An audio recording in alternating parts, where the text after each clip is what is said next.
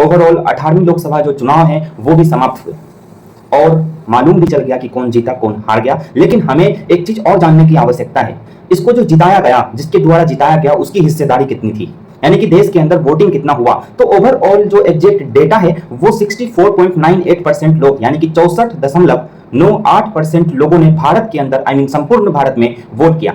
इसका मतलब यह हुआ कि 35.02% लोगों ने वोट ही नहीं किया। क्या डेमोक्रेसी की जो हद होती है, इस एवज में अगर माना जाए तो क्या हम सच में एक गौरवशाली डेमोक्रेसी में लोकतंत्र जो है व्यवस्था में, लोकतंत्र देश में जी रहे हैं?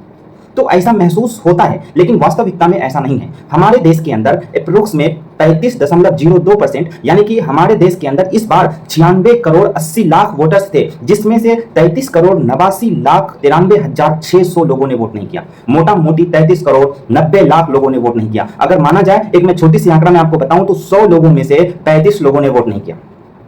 लेकिन फिर भी हम डेमोक्रेसी की वाहवाही करते हैं, डेमोक्रेसी की जो है सारी हद को मानते हैं कि हाँ डेमोक्रेसी भारत के अंदर स्थापित है। लेकिन मैं ये जानना चाहता हूं कि देश के अंदर वो लोग जिन्होंने वोट नहीं किया उसकी क्या दशा है? क्या वो सच में चाहते थे कि मैं वोट नहीं करूं, या फिर वो किसी परिस्थिति और कारणवश वोट करने में सक्षम जो है जिस क्षेत्र में उसके वोट होने चाहिए वहां पे नहीं हो पाया?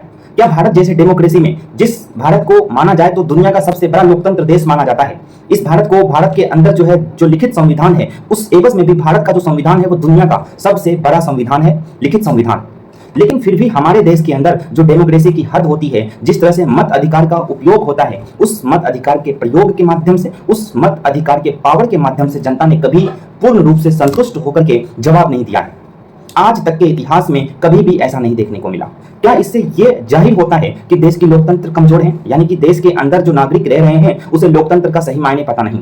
देश के अंदर अभी भी हमारी जो व्यवस्था है, हमारा जो देश है, उसकी जो है 60 से 70% आबादी ग्रामीण अर्थव्यवस्था पर जो है निर्भर रहती है, ग्रामीण क्षेत्र के अंदर निवास करती है। लेकिन फिर भी हम उस डेमोक्रेसी, उस विकसित भारत का सपना देखने का सोचते हैं, जो फिलहाल के लिए तो संभव नहीं होने वाला, लेकिन नेताओं के द्वारा ये जरूर सपना दिखाया जाता है कि भारत को विकसित बनाया जाएगा। लेकिन मैं इससे पहले ये बताना चाहता हूं कि भारत को विकसित बनाने के बजाय पहले भारत के लोगों की जो व्यवस्थाएं हैं, उसको जिस एवज में आप देश को विकसित बनाना चाहते हैं, उस एवज में देश के नागरिकों को पहले विकसित, उसकी जो मानसिकता है उसके अंदर उस लेवल में जो है स्किल्स डालिए। अगर उस तरह की कुशलता उसके अंदर मौजूद नहीं रहेंगी तो फिर आप देश को विकसित केवल व केवल इसलिए बनाना चाहते हैं ताकि अमीर ऐश कर सके।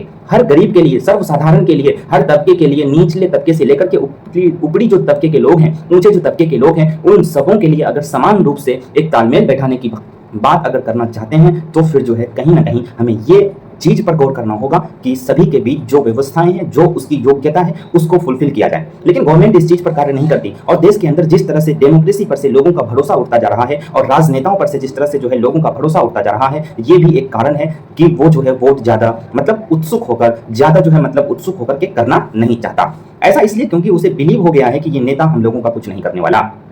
इसलिए मैं ये कहना चाहता हूं कि पॉलिटिशियंस और जो है मतदाता जो है, नागरिक जो है, उसके बीच में तालमेल, पारदर्शिता जो है होनी चाहिए। तभी जो है एक तरह से बिलीवनेस बनेगा वोटर्स का कि आप जो है एक तरह से जाएं और हम वोट करें। लेकिन जब बिलीवनेस बनेगा ही नहीं, पारदर्शिता स्थापित होगी ही नहीं, तो फिर वोट करने के लिए कौन उत्सुक होगा? समाज में हर कोई अपना अपने काम में लगे हुए हैं, हर किसी को मालूम है कि ये पॉलिटिशियंस हमें कुछ देने वाला नहीं है। इसलिए बहुत सारे लोग ऐसे भी हैं जिस दिन मतदान होता है उस दिन भी अपने काम पर चले जाते हैं वोट देने के बजाय। ऐसा इसलिए क्योंकि उसे किसी भी पॉलिटिशियंस पर बिलीवनेस नहीं है, किसी भी पॉलिटिशियंस पर जो है उसका बिलीवनेस बनता ही नहीं है। इस वजह से वो अपने काम में मशगूल रहते हैं और जनता को पता ही नहीं होता कि वो क्या कर सकता है, इस वोट का उपयोग करके क्या कर सकता है। अभी जिस तरह से 33 करोड़ लोगों ने वोट नहीं किया, उस 33 करोड़ 90 लाख लोगों के माध्यम से अगर उसका भी अप्रोक्सीमेट 80% लोगों ने वोट किया होता, भारत के अंदर 80 से 85% अगर मतदान कंडक्ट हो जाते, तो फिर जो है वोटिंग के माध्यम से कुछ और ज्यादा जो है निर्णायक जो है देखने को मिलता रिजल्ट। लेकिन जो भी हो, देश की व्यवस्था सुधरे, इसकी हम भी कामना करते हैं और देश की व्यवस्था को सुधारने वाले लोगों का सादर नमन करते हैं और ऐसे लोगों का जो देश की व्यवस्था को, समाज को जागरूक करने की पथ में लगे हुए हैं, उन सबों को नमन करते हैं।